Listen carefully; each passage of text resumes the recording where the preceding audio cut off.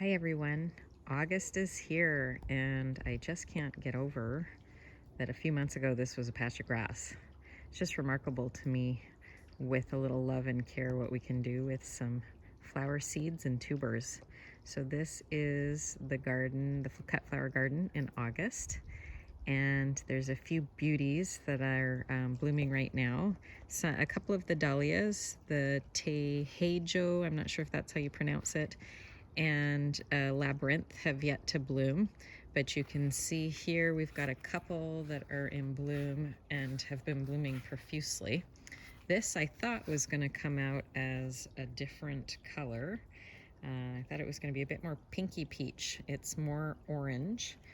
I'm just trying to remember the name of that one. I think it's Clyde's Choice. And then I do have a beautiful cactus dahlia, which I'm really in love with. It's called Rainbow Silence, and it's almost got an iridescent quality about it in the sunlight. And each one's a little bit different, but they typically start out quite yellow in the center and then fading to kind of a peachy, salmony color on the outside. They've been great, the right size for a really nice arrangement. And then in the back there, we've got some pom-poms that are Cornell bronze. So they started out, the first bloom was much more peachy, and now I think with the heat, they've turned much more bronze. So not my favorite color, but really good in, certain shades of cut flower arrangements.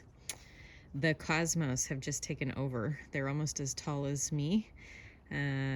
Those are in the center, and those were all done from seeds I collected last year. And with the heat, there's a few things petering out, but others that are taking hold.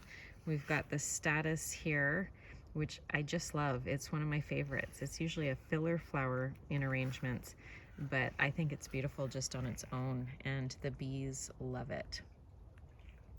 And then my other absolute favorite, because of its tactile quality and the sound it makes, and when you touch it, almost like paper, is strawflower. So these ones aren't open. They open with a yellow center, white on the outside, and I've also got some pink ones in here. I just love them. But I guess the star of the show right now are these zinnias. I've got two types in here. You can see some that have sort of smaller buds or blooms on them, and then these larger ones, which are the cool crayons variety, which I quite love. I've been learning more about saving seeds, and certainly it's easy with the sweet peas that are just petering out back there, the two towers that have been awesome. It's the best year I've ever had in terms of the number of blooms. It's been at least 2 months of blooms, if not more. So they get seed pods just like peas do, and you wait for them to dry and start to open, and then you can collect those and save them for the next year. With the cosmos, they also, if you want to leave them, I've got a few there I'm saving for seeds. The rest I'll be cutting back, because the more you cut, the more you get blooms.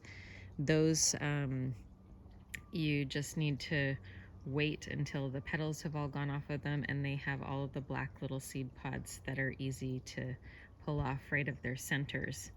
And zinnia, I just learned last week, you actually take once they're finished, which I won't show you here, but you pull off the petal, and at the end of the petal is a little seed.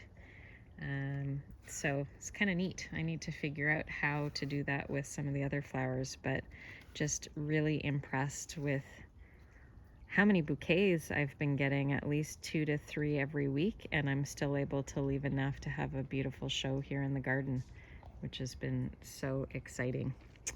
And one other that I'll show you is Old Faithful here, which is Cafe au lait dinner plate dahlia.